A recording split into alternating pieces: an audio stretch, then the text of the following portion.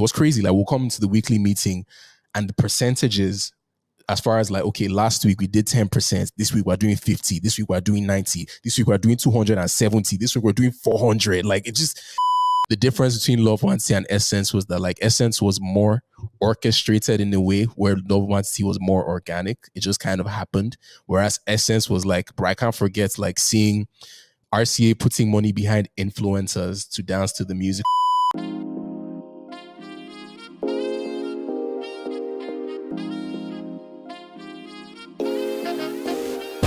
We just skipped to Love Nwatiti, which was released in 2019, but really took off a little bit over a year later when the remix dropped on February 4th, 2020. And the reason I know that so specifically is because I can't forget I was on ground at the time. I used to work for Chocolate City then.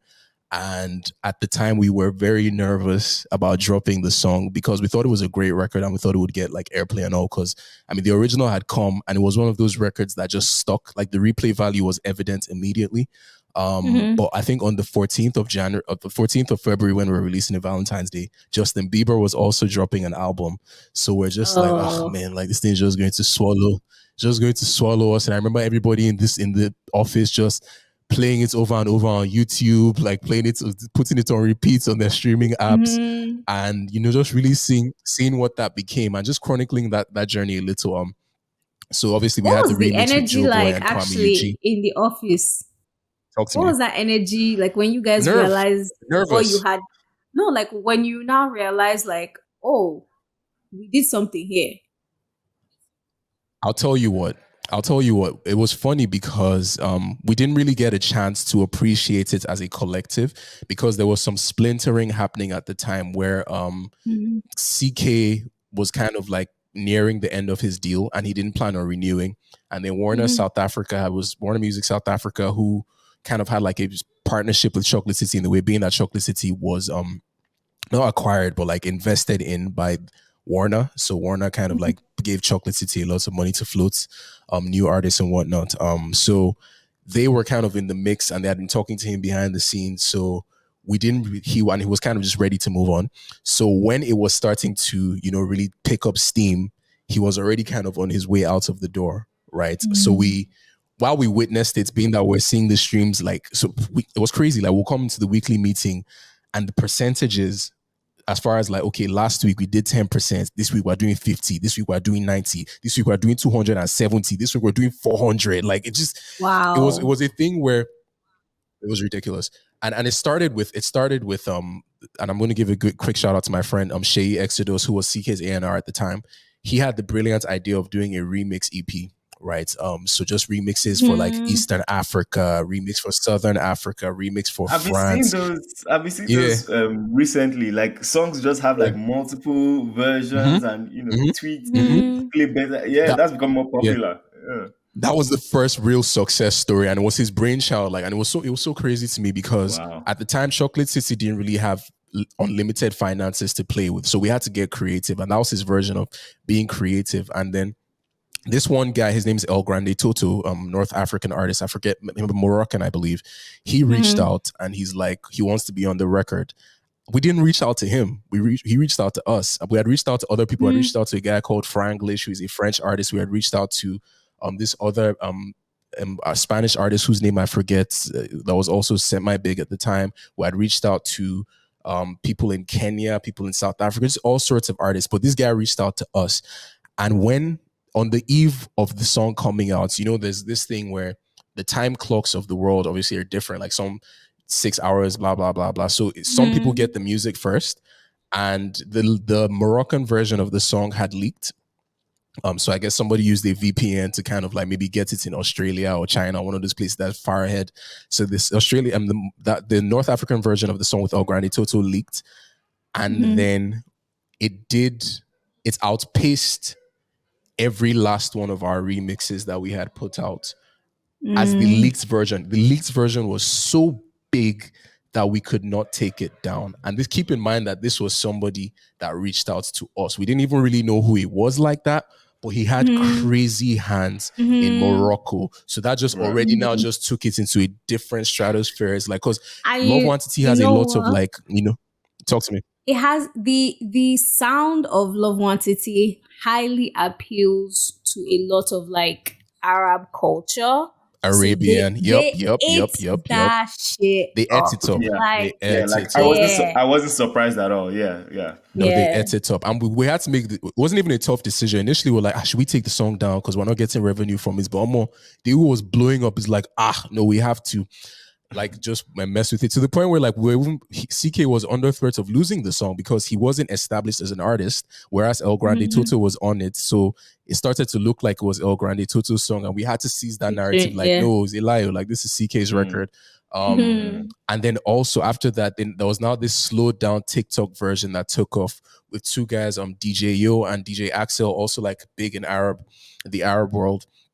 And to the point where like it was going crazy on TikTok, and they commandeered the sound. So they, you know how on TikTok you can own a sound, and they started to own it, and we had to like put out almost like a cease and desist damn near, being like, no, bro, the only way this thing is going to work is if we collaborate. Being that you guys have done your parts, we're going to give you a share of the song, but we're going to own the lion's share because it is our jam. So eventually they did a feature together, and then CK put out like a video of him vibing to the song, and then he claimed the original sound back on TikTok. And then from there it was just gangbusters, man. And it's so crazy because I think it was also helped by the pandemic, being that like we didn't really have a lot of music. Yeah. We didn't really have a lot of music for outside at the time because people weren't going outside. So the songs that you could kind of just listen to indoors and vibe just took on a life of their own, you know. And yeah, that song also blew up slightly later because I mean, by the time it was blowing up crazy online, we were done. I was done. I'd choked all the life out of that you song. were there, inside the office when we were testing different versions. You have on heard ground, everything. you know, bro, I heard it so many times, so I was tired. But when it was picking up, just seeing it in real time, like having a front row seat to what was the best-selling African song of all time was mind-blowing. CK right now, his net worth is probably scary as hell from just that that one song. And because of how music money works as well, it's like there's so many lanes that you can attach yourself into: royalties, licensing. It's just one of those fruits that'll keep on giving, where if he never had another super mega hit again, he'll never be poor. He just can't be poor. He cannot be poor. Like, and that song single-handedly by itself, and that's why we always like one thing the music industry is that they all say you just need one. That song single-handedly kept the lights on at Chocolate City. Single-handedly. Like, it was doing all the numbers of the rest of the catalog combined. Like, imagine that. Imagine that. Like, we didn't have to come into the meetings and ask, which song is top this week. We knew. So we'll start from number 2. That was number 2. Yeah, that was number 2. Like, and the crazy thing as well is like, obviously the North African remixes are outpacing, but even the other ones were catching steam in their own way. So like it was like this several pronged assault just on different parts of the world that was led by the North African one in general. And like it was insanity. It was insanity. And I used to always joke to people that like God had an active hand in Chocolate City, because if you had told me that they would go from the states that they were to being like damn near printing money, like it was how especially because people don't give them the credit for the longevity that they've had in the industry as well, because like for Chocolate City to still be standing and still be producing hits and still be in mainstream conversation is mad. And in large parts of it was built on the back of Love Nwatiti. And once again, shout out to Sheyi Exodus, who had the bright idea of doing that remix EP. I used to say pound for pound he was the best A&R in the country because he didn't have unlimited funds, but his ideas were so expansive that the funds didn't matter. So yeah, that was Love Nwatiti. And then obviously Love Nwatiti. Very jealous. I'm glad you had the front row seat to that. Honestly, I'm so jealous. Yeah. Thank you. I appreciate the jealousy. But obviously Love Nwatiti just opened new doors. Like he couldn't tour at the time, which was really unfortunate because everybody was locked in. But as soon as the world opened up, right? Crazy. But as soon as the world opened up, yes, no, insane bar. But he still got it in the end. Because as soon as the world opened up, Europe, India, everywhere, just like, yeah, come on, repeat this song for us and whatnot. He was getting booked. Like, he just became an upper echelon artist. And also broke, I remember at the time, broke Spotify records, monthly listeners. We had never seen that level before. And then, you know, he had Emiliana and a bunch of follow-ups. But I think that just opened the door to like Afrobeats now having like an insane moment. And then you had Essence on the heels of that, which was also ridiculous. We had never seen anything. But I think the difference between Love Nwatiti and Essence was that like Essence was more orchestrated in a way where Love Nwatiti was more organic. It just kind of happened. Whereas Essence was like, bro, I can't forget like seeing RCA putting money behind influencers to dance to the music. Because I know to say that Warner didn't do the same with CK as well. Because as soon as it started picking up, obviously they started to now plant it in all the different areas. But I look at Essence, and when Essence was picking up steam, I'm seeing Kevin Hart dance to it. I'm seeing Snoop Dogg dance to it. And it's like, if you're not in the industry, there's the temptation to think, oh, this is organic. But zero. People were on the payroll, man. They were on the payroll. Everybody was saying this is the song of the summer. That was the narrative that just kept coming into it. Nothing is real. Nothing is real. And then you have Justin Bieber. Nothing is real. And then you have Justin Bieber jump on it as well and take it to another level as well. I actually want to talk about which was the remix culture that has now sort of been birthed from like trying to get Afrobeats, you know, on the other side. I need to know who is making the decisions of which artist is ending up on the songs, because sometimes let it be. Bro. I need Lati reason just a little better. You know, like I get the idea of like a Justin Bieber, but also I'm like, was that the best option? But again, I feel like those collabs are still beneficial for the song and the movement, because Justin Bieber too has a large following. It takes you to another level. It is. Rima's collaboration with Selena Gomez. I guess the question I'm asking to another level.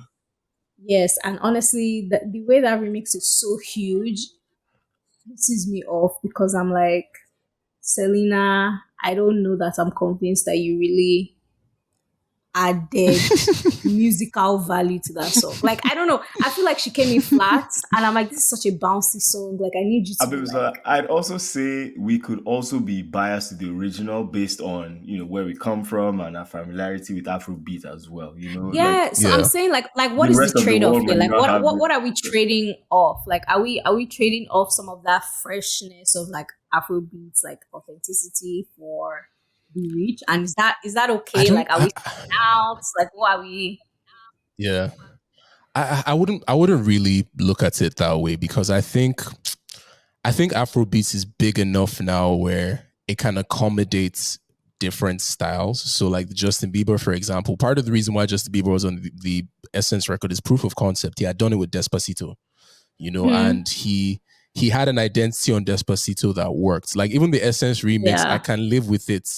I can live with it. Like, I'm not the biggest fan, but it wasn't awful. It wasn't awful. Like, there's enough to take from it where it doesn't feel like these two things don't belong together, right? Whereas before, back in the day, it was like, nah, these two things don't sound alike.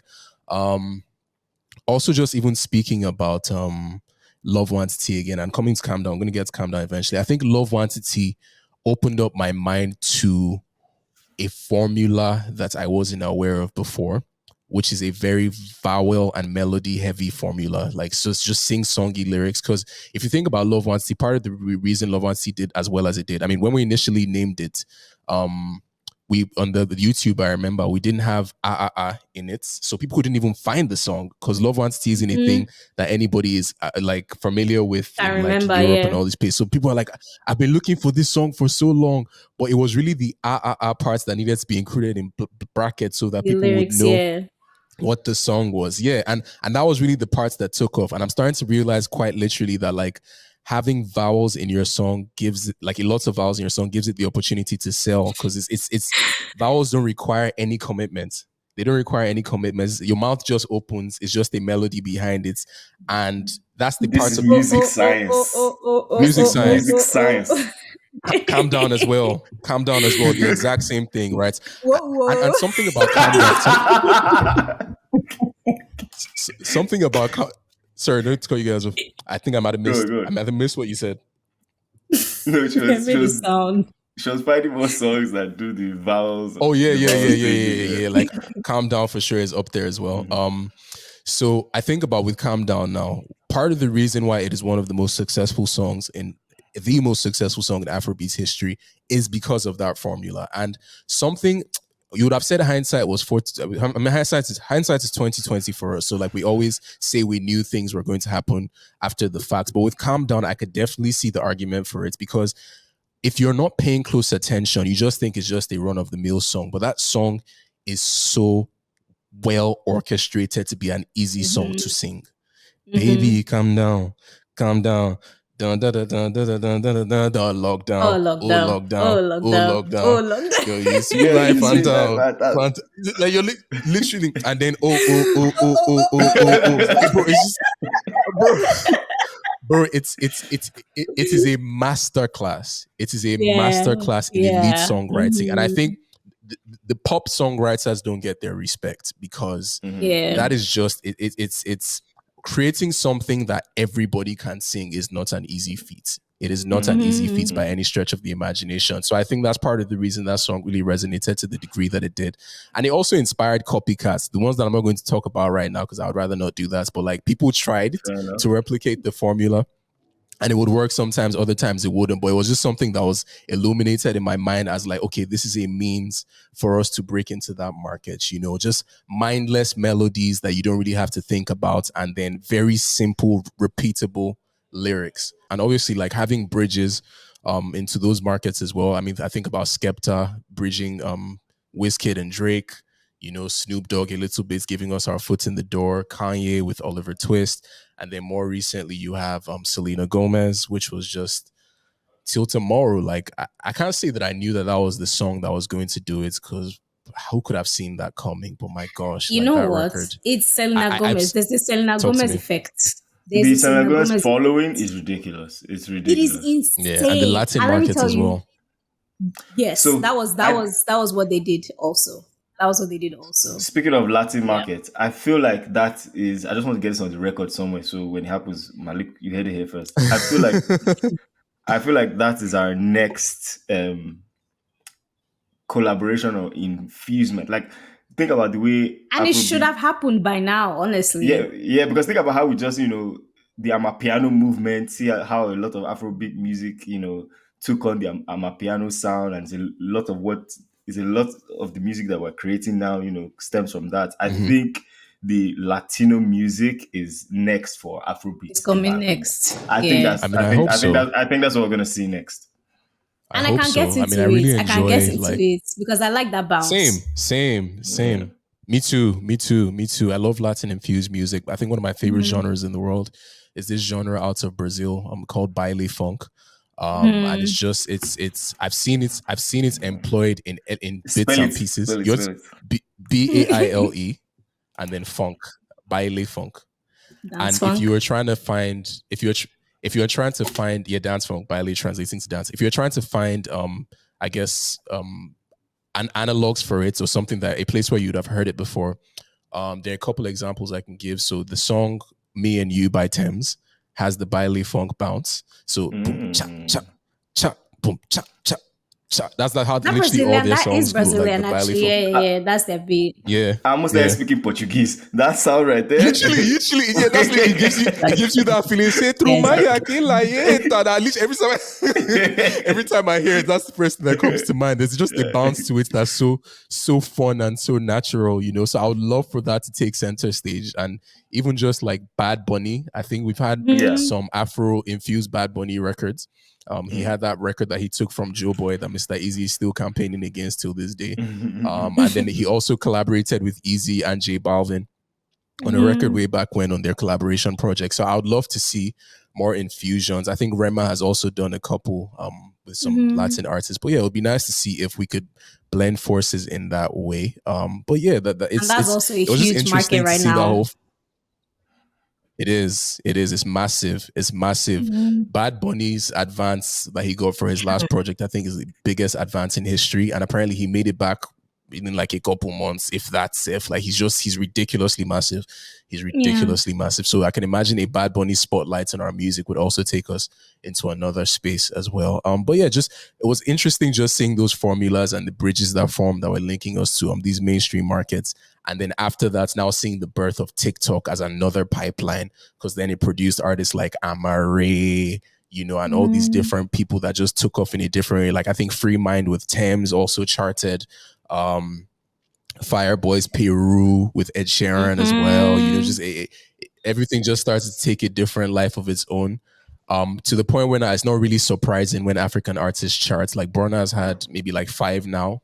You know, he had Last as well, which was up there. It's a different space and an exciting one. An exciting one. I think my only thing is I wonder about the sustainability for one of, you know, these big ass records. I also wonder if we will reach those heights again in the short term, because I wasn't expecting Calm Down to hit as quickly after Love Nwatiti as it did. But to think that they were like a year apart, or even like a year and some change, to just get the 2 biggest African best-selling records of all time. And I'm wondering if there's something else to come, but I guess we'll see.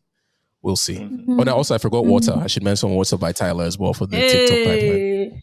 How you would pour water for that?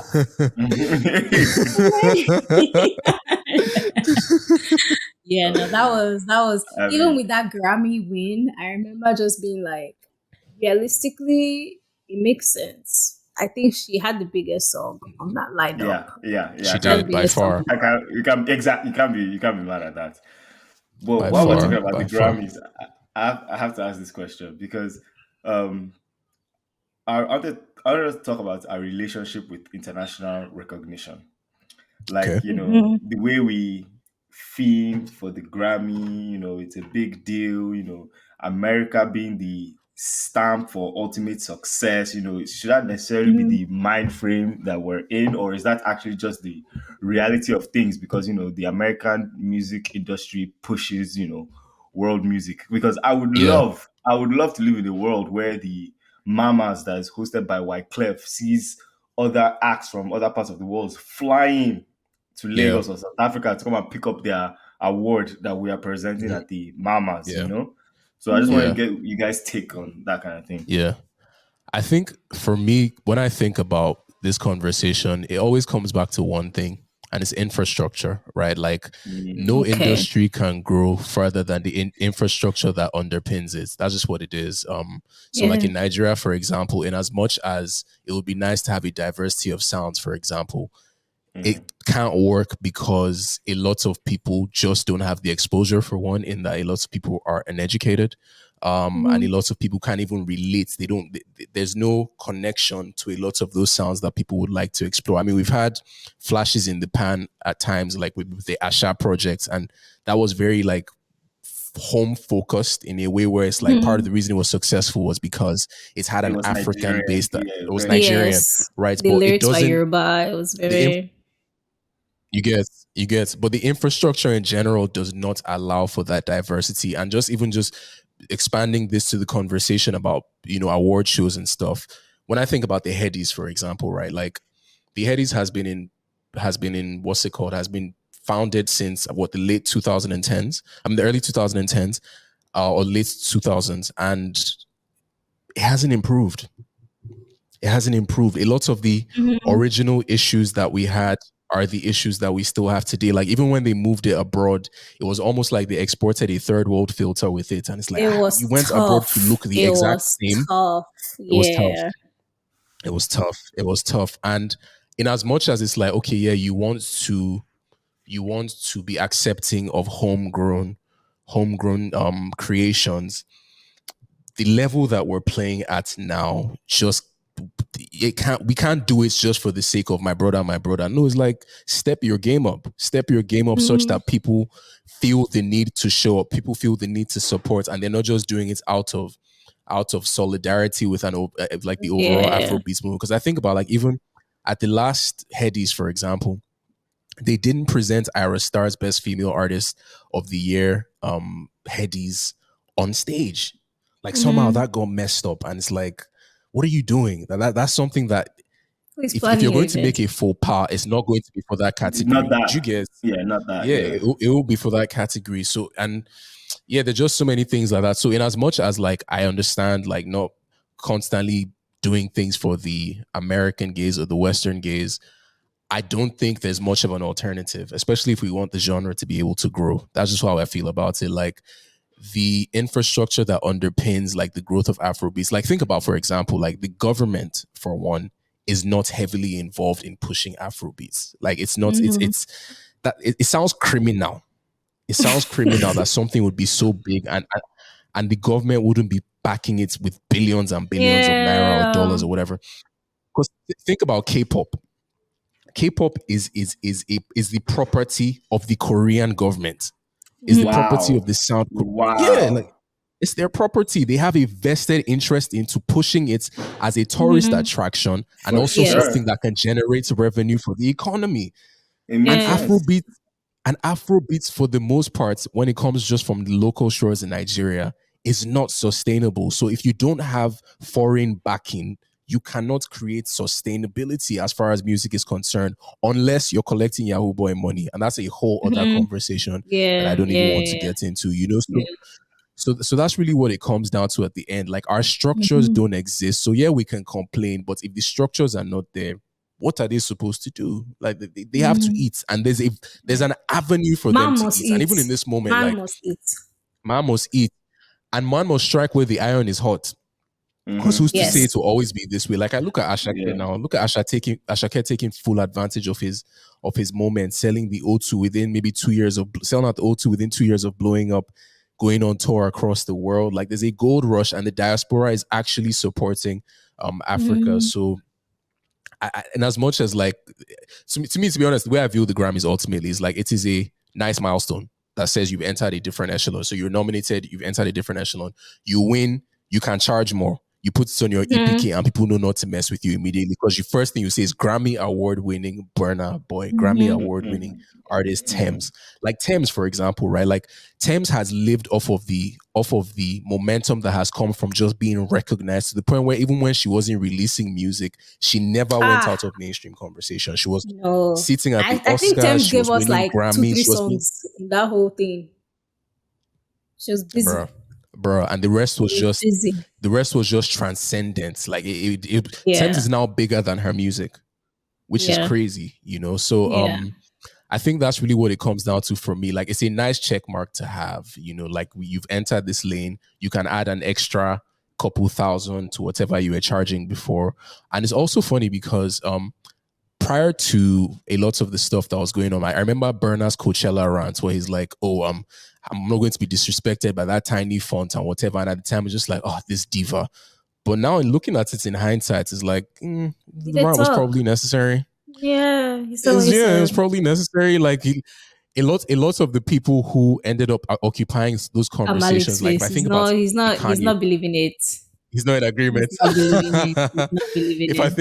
If I think about Kanye in his sense, like he called his shots before he achieved that. Like he called his shots ahead of time. Like I'm going to be That's what this I'm saying. person that Yeah, you guys like are going to yeah. mess with. Eventually, yeah.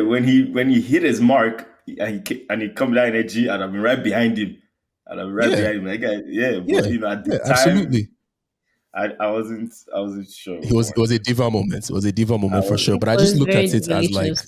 you know, it was always, but I just look at it kind of like in the same rebellion that Wizkid had at like the BET Awards, where he was refusing to show up if they didn't have the acts on stage. And it's like, yeah, like don't do tokenism. Like, let's not be tokenism. If you want us around, have us around. sure, You know, actually sure. take us seriously. You know, so I think that rebellion in itself definitely, you know, ushered in a little more respect. And even just like Burna, oh man, the other day somebody posted this fact about how like when Burna was going on his first US tour, Live Nation weren't believers because they were like, "Who is this? You're fresh out the block. Like we're Oh not going to really yeah. back you like that." So Namix insured the tour herself, paid for it out of pockets, just banking on the fact that we're going to be so big that you're going to have to mess with us in the future. Things like that, I really, really, really respect. You know, and I think part of like having the Grammys and like the eye on Africa and having all these people pay attention to us is to build capacity in the sense that we will not need to always kowtow. You know, like we'll be able to build things of our own eventually once we've stacked up enough money that we can take our risks. We can take like well calculated gambles. You know, whereas before, like you know, you just were kind of at their mercy. Yeah, Yeah. crazy, I wanna crazy. take a fun couple of seconds, minutes to give the diasporans our flowers in our help in this crossover because this, for one, absolutely the artists and the producers and everybody who's involved, you're creating the amazing music, but If you know how many people, in fact, Burna Boy alone, you owe me commission. Let me even start there. You owe me serious commission because I remember the number of people, non-Nigerians, who I was like, oh, you need to listen to this artist. Listen to this artist. Like, I remember telling people, this guy is going to blow. Don't say I didn't yarn you, now that I've yarned you. I remember there was one guy I was talking to, I put him on to one Burna Boy song. Guy, next thing, every Insta story, Burna Boy, Burna Boy, Burna Boy. That his African Giants Bruh. tour. This guy was front row. I said, you did the thing. Burna I Boy, mean, you owe me for that yeah, ticket. I mean, You owe I'm me going for to be that a little ticket. bit, I'm going to be a little bit difficult here, but just because I want to Okay. see your perspective, I'm not sure the diaspora has played, that big a part in pushing Afrobeat. I just want to know why Discuss. you think maybe they do. Because, I when we talked about, Deji has been walking us through the timeline of, how Afro beat to the world has been growing, starting from Two Face, right? There were diasporas at that time. They existed, right? mhm, So, mhm. what are they doing now that they couldn't have been doing then for you to think that their impact is super crucial to what's happening now? Does that make sense? Yes. And I will say this. I think the impact did exist then. And you talk about it a little bit with like Oliver Twist. Because when Mm-hmm. Oliver Twist was blowing up, what really pushed it was blowing up in the UK. It was blowing up in the UK because the Africans were going out to the clubs and requesting the song. People were playing it in their songs. Do you remember the CEO dancers? Like when they auditioned for X Factor, they played Mhm, Oliver mhm, Twist as mhm, one of their mhm, songs. mhm, That mhm, was one of the mhm, moments where we mhm. were seeing like those songs played mainstream. The people at BBC, there's probably one African guy that is in the studio that says, "Yo, play this song." You know what I'm saying? Like, so it has to Yeah. do with the people on ground that are requesting the music. That when the DJ plays "Where My Africans" in the club and we go super hard, even though we've heard this song a million times, we go super hard to show them that there's an interest It's here. We Yeah, want keep it. If you pushing, play keep these going. songs, Fair enough, I fair enough. promise you will turn up. Like Yeah, so, fair so enough, us fair enough. doing all of that was it was It so played a one part. day we can actually It played a part. we can finally go and we're not begging. We don't get one song. Yeah, Maybe now we get five. Yeah. Yeah. Like and then one Yeah. day like these people are going to have like full just like they're not going to have to search for it as hard as we did. You know what I'm got, saying? Yeah. Yeah, and then also us putting Yeah. on other people and that kind of thing. Like I think the only person who has sort of given us our flowers in that way was like Davido. He did this interview with Trevor Noah a couple of years ago where he was like, "Yeah, it's the people on ground that are requesting the music." And Yeah. yeah, we played the role. Yeah. I yield. Thank you. No, I mean the diasporas definitely did. I mean, I just thinking about even what we're talking about with IOJ being that he was based in New Mhm. York, and just pushing it on the underground, like the DJs that would have done. I'm sure some of those DJs were definitely diasporans. Like you don't even have to guess. Like guys who had Yeah. broken into certain spaces and now could accommodate Afrobeats in a way that it wasn't accommodated before. Like those guys definitely Mhm. were people that we should pay credit to. And also just even the dudes who were just grinding, like the artists on this end. I used to work with an artist, Kobe Jones, and he's lived in LA forever. And when he just talks about the circuits trying to push African music, like these guys were trying forever. Forever. There wasn't Mhm. always allowance. Like they just kept having to force themselves into conversations, take crappy pay. Nobody's really paying at them any mind. And then small. I also want to highlight randomly, I don't know, I just forgot about him. I want to highlight Wale as well. Wale, Yes. the From rapper, time. Yes. like From yeah, I want to highlight time. him. I want to highlight Ev- him. Yeah. Wale had My Sweetie, My He has Sugar on the he has deluxe version of his yeah, debut album, like his yeah, debut album. yeah, Yeah. Uh, yeah, yeah, and yeah. people don't talk about this. Like he had a consciousness of African music that a lot of people didn't share. So you could even tell that there was that community because Wale wasn't like he wasn't by himself. There would have been a lot of people who Yeah. had like that kinny of going to the African party and hearing those songs and had that consciousness Mm. and just slightly feeding it into spaces before it took off. Um, even Kanan, some people forget about Kanan as well and about what he did for pushing African music. I think about Waving Flag. Waving Flag was a Yeah. moment that we don't really Oh talk about yeah. quite a lot, and But Mm. that's a that little bit that on the was kumbaya huge. kumbaya. Yeah.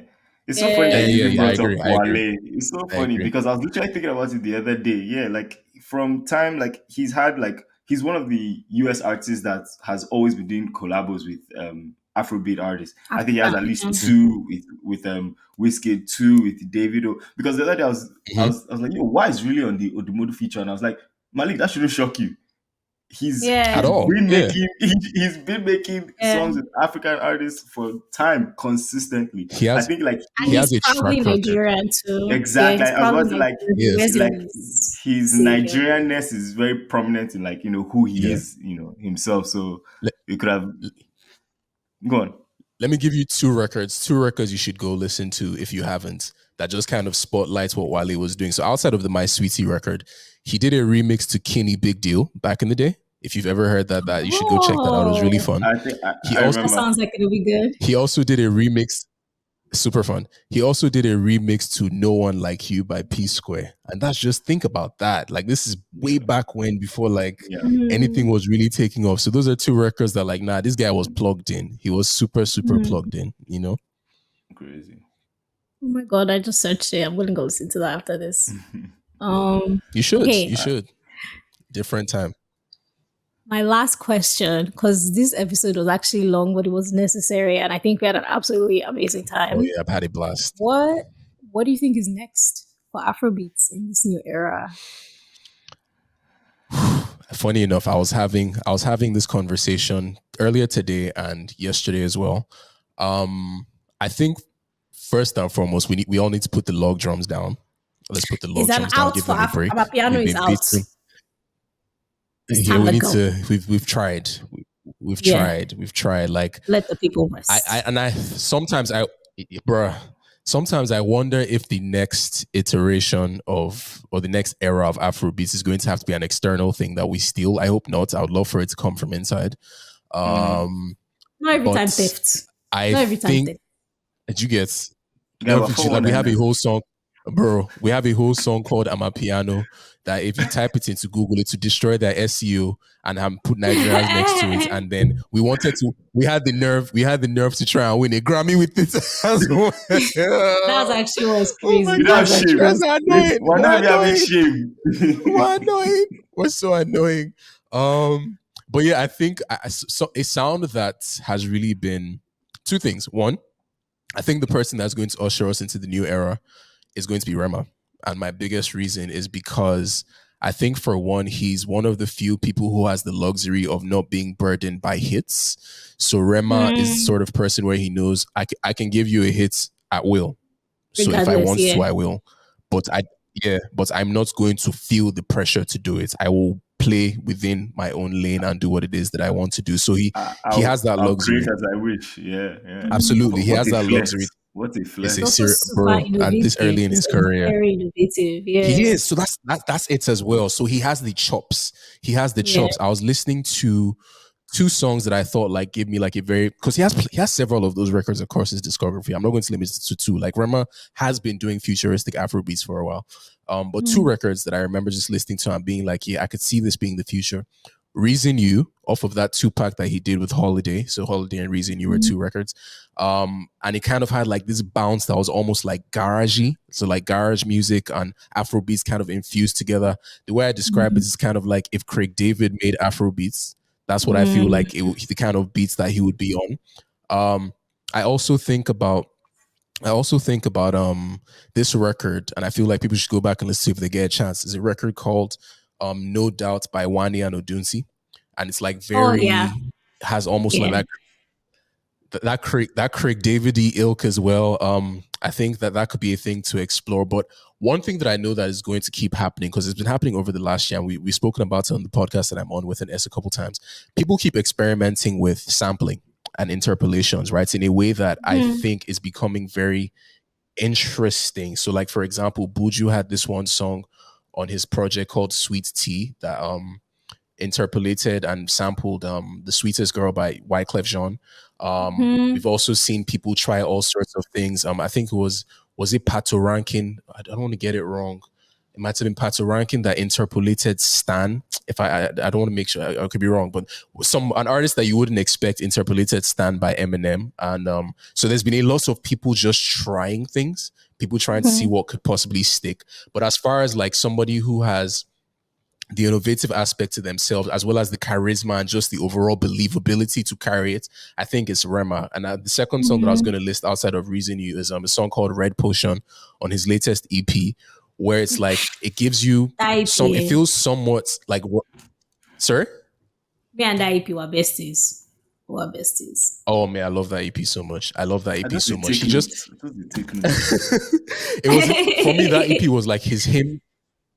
That EP was him making the levels clear. I'm not on you guys' level. I'm not you guys' mates. Like, I'm part of the new gang, but like I'm not playing the same game that you're playing. Because I look at a song like Red Potion now, for example, and also I'm going to give a lot of credits to P Prime and London, who I think are going to be at the forefront of the new Afrobeat sound, whatever it is.